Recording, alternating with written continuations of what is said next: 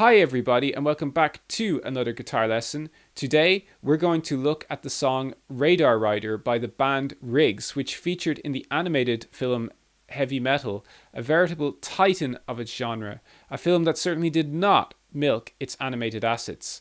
But there has been some confusion about how to play this song, so we're going to nip that in the bud. Let's jump in. So I've included a link to the tablature in the description below. And the song opens with this kind of chord sequence, which also forms the basis of the chorus. So what I'm doing is I'm using my little finger to play the 3rd fret of the B string, my ring finger to play the 3rd fret of the G string, and my middle finger to play the 3rd fret of the D string, like so. And this allows me to play the 3rd fret of the low E string. And the reason I play it in this shape is that my hand acts as a kind of spring or possibly a slinky. Okay, so it gives you this rhythm, right? So you're doing this like a slinky. Okay, or a spring. It gives you that kind of rhythmic quality. So yeah, you're just alternating between this kind of chord shape and then that low E string 3rd fret note. Okay, so you're doing that.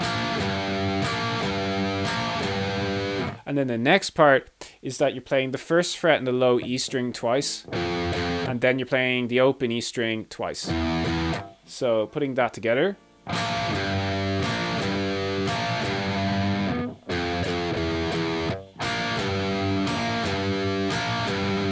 Now, here's where it changes a little bit. So what I'm doing is I'm using my index finger here to play those same 3 frets on the D, G, and B strings. And the reason I'm doing that is because I want to give myself the ability to get up to the 5th fret of the D, G, and B strings with my ring finger, okay? So putting that together, I'm playing this. And then I'm going back to those 3 frets. So let's put all of that together now.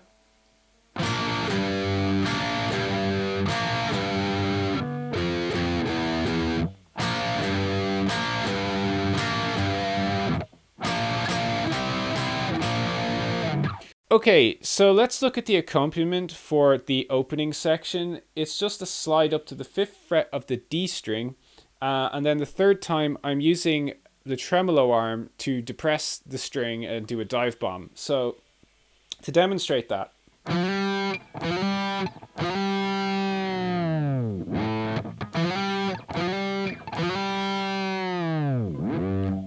okay, it's like that.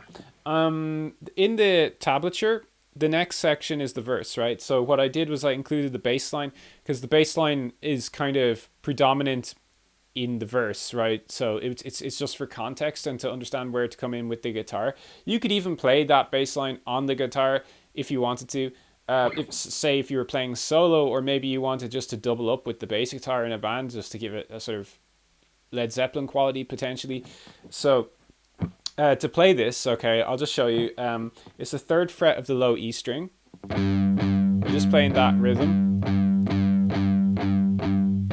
Then you play the 1st fret of the low E string, and then the open E string, then back up to the 1st fret, and then the 3rd fret. So putting all that together.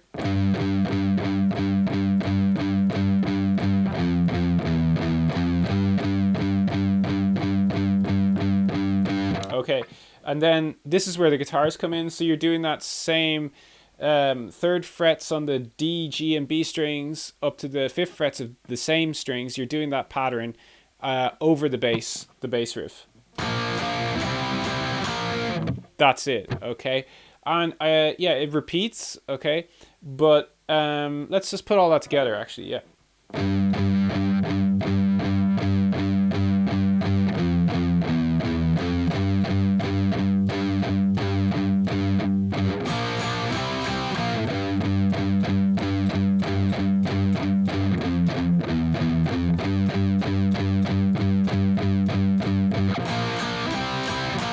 Okay, and then the last time that you play that, it goes into the pre-chorus.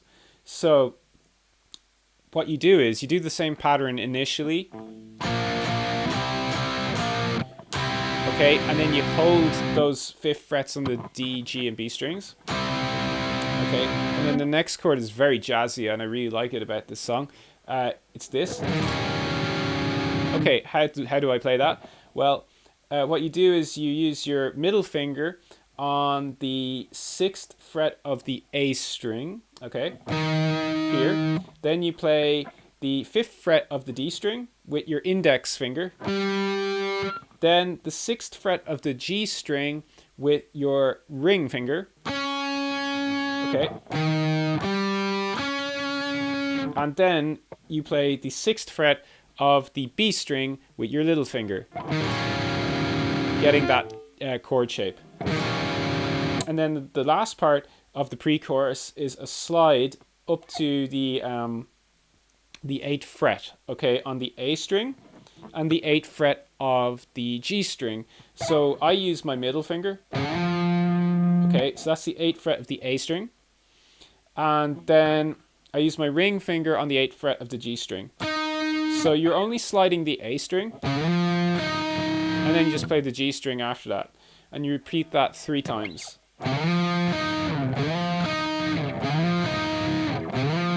Sorry, 4 times. But you get the idea, okay? So let's put all that together.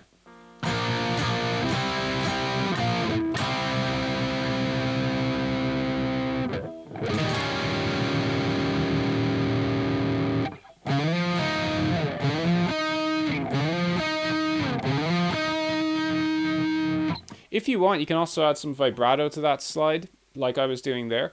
But yeah, that's basically the pre-chorus. Now, the chorus is just the opening section again, so it's like...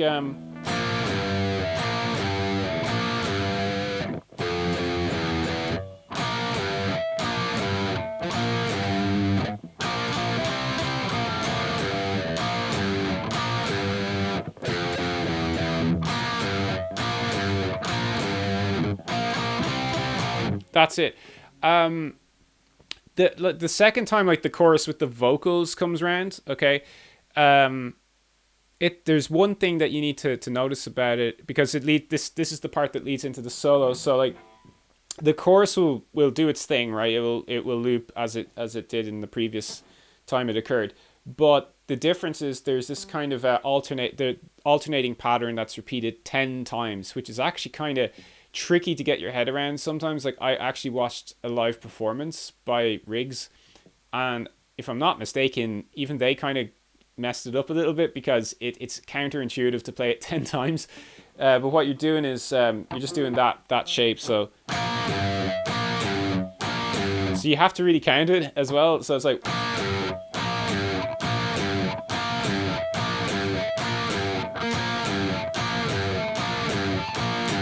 Okay, and that immediately leads into the guitar solo. So just be aware of that the second time the chorus occurs, you have that section at the end that loops 10 times.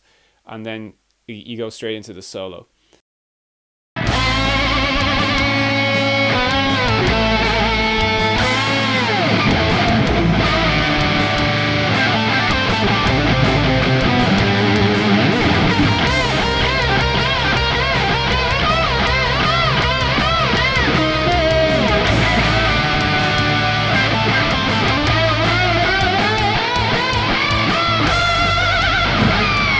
Okay, so this is how I play the solo. I bend the 4th fret of the G string. Then I do that bend again, but this time I release. And I pull off to the 2nd fret of the G string. Then I play the 4th fret of the D string. Then the 2nd fret of the G string. And then I bend the 4th fret again. As I'm bending, I do a dive bomb. Okay, let's put that together.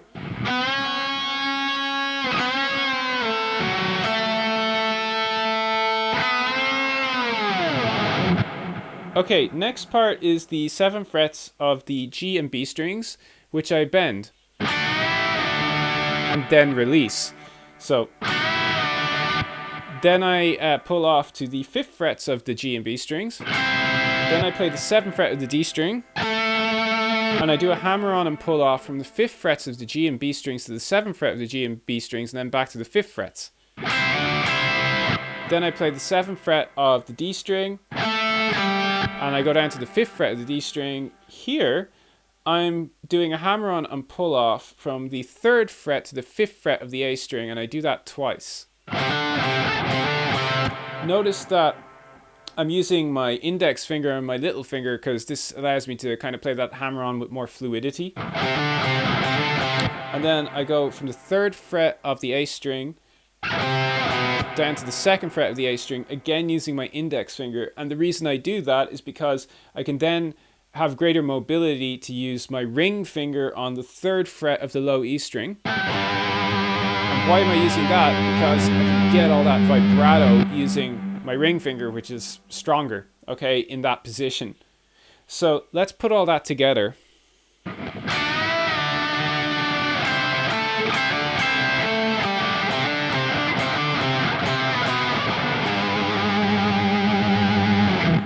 Okay, next part is going to be tricky. Basically, what you're doing here is you're doing a kind of a quick succession of different bends, okay? And the best thing that I could recommend to do is to play it really slowly at first so it becomes part of your muscle memory and you don't have to think about which frets to go to. That will allow you to play it at speed, okay? So let's go through it slowly first. I'm playing the 11th fret of the B string, and I'm bending up. Then I'm releasing. As I'm releasing, I pull off to the 8th fret of the B string, and then I hammer back onto the 11th fret, and then I repeat the bend. So putting all that together, I'm just playing this.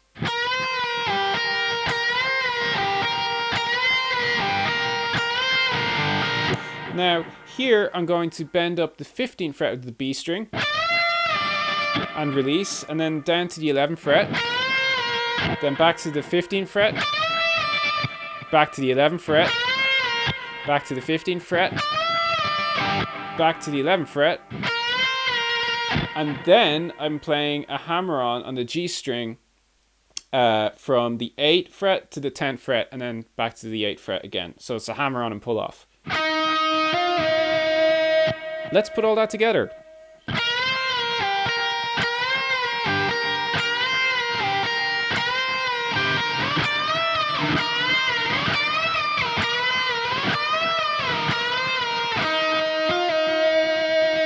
Now that part is also harmonized. So the harmony part is a bit weird, but it's on the 15th fret, okay, the high harmony, 15th fret, and you're bending up and you're doing the same pattern.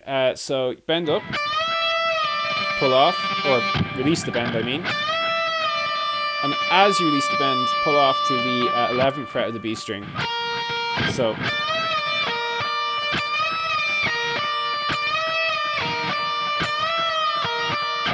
And then what you do is you bend up the 18th fret on the B string, then go down to the 15th fret of the B string, back to the 18th fret, down to the 15th, back to the 18th fret, back to the 15th fret, and then you're playing the 8 to 10 hammer on and pull off on the B string. Like that, and it forms a harmony with the lower guitar line and sounds kind of nice. So that's how you play that. Then for the last part of the solo, you're playing again that 7th fret on the G and B strings. You're doing that bend.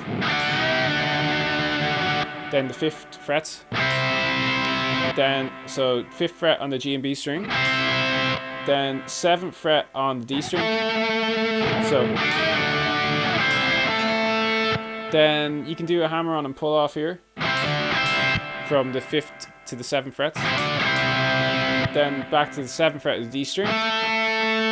Then 5th fret of the G string. Now here's where I played it a little bit differently. So what I will do is I will show you the original version in the old song, or the older version I should say. So what Riggs, the band, are playing is as far as I could work it out as well, it's basically the 7th fret of the G string, 9th fret, 10th fret. This is all on the G string. 12th fret, and then he kind of skips up to the 17th fret, and then the 19th fret. So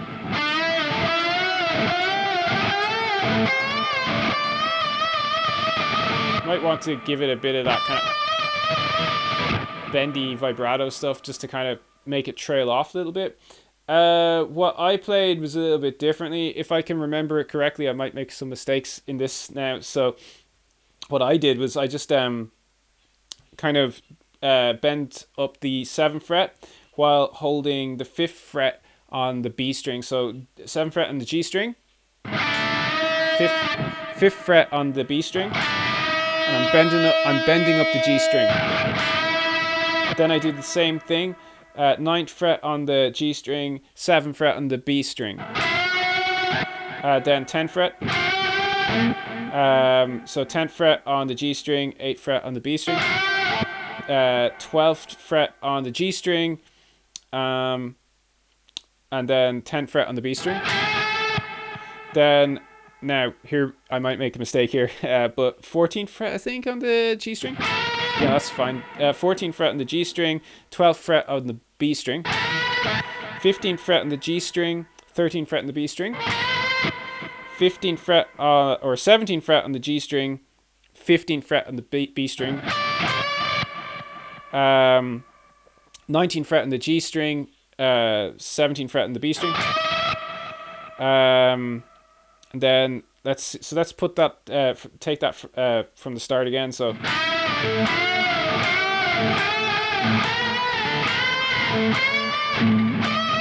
Yep, and then the last part is the where are we now actually? Yeah, that would be the 20th fret on the G string and the 18th fret on the B string.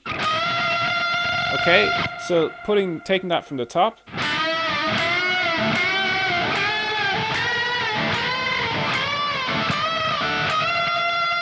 And then what I do is a kind of artificial harmonic.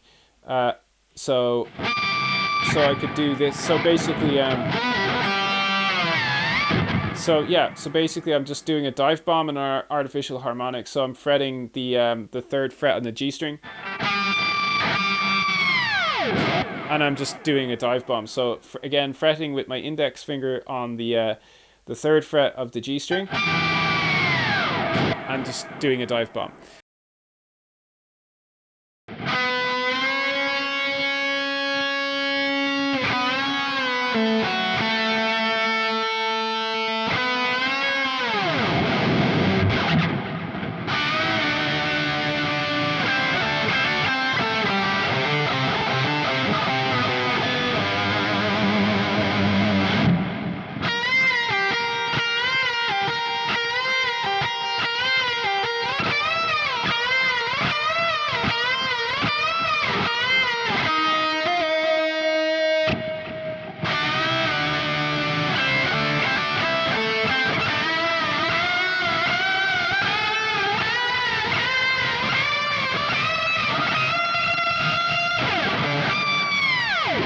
Okay, so the backing chords for the solo section are relatively straightforward.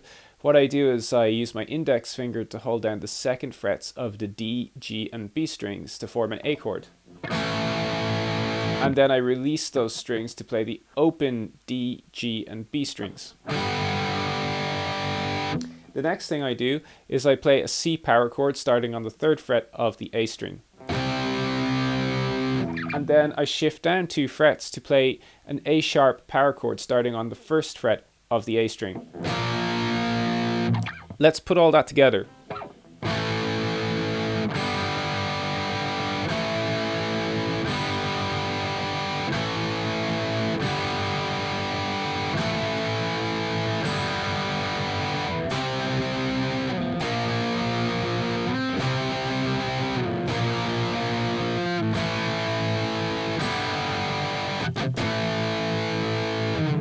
Now, to conclude, the rest of the song is fairly straightforward.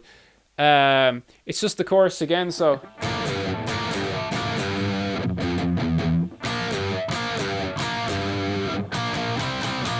But the only difference is that when it ends, you could call this the coda.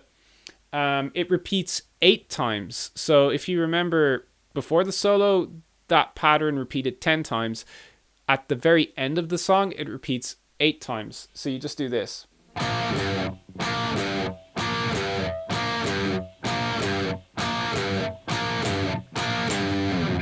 And that's the song. Okay, thank you for watching this video. If you liked it, please leave a comment, like, or subscribe to the channel. I also have a Patreon. If you want to follow that link in the description below, I can do custom guitar songs, like custom covers of songs, whichever ones you want to choose. I will do them. I can also give guitar lessons with videos like this and the tablature done out for you to go through. And I also offer personalized guitar lessons as well. The proceeds from your kind and generous Patreon donations will go right back into the music. So what I'm planning to use that kind of money for is to go into recording studios, also to hire musicians for live performances, so that I could actually, play these songs live to an audience like yourselves. And the cool thing is that if I were to go into the studio, with this kind of money, like, you would be part of the mixing process. I would involve you if you want to be involved, of course. I give you regular updates of what I'm doing in the studio. Like, if you have any comments or queries about the mixes or things to be adjusted or whatever, like, you can be a part of that process. So, thank you for watching anyway, and I was very happy to do this lesson, and I will see you next time. Bye.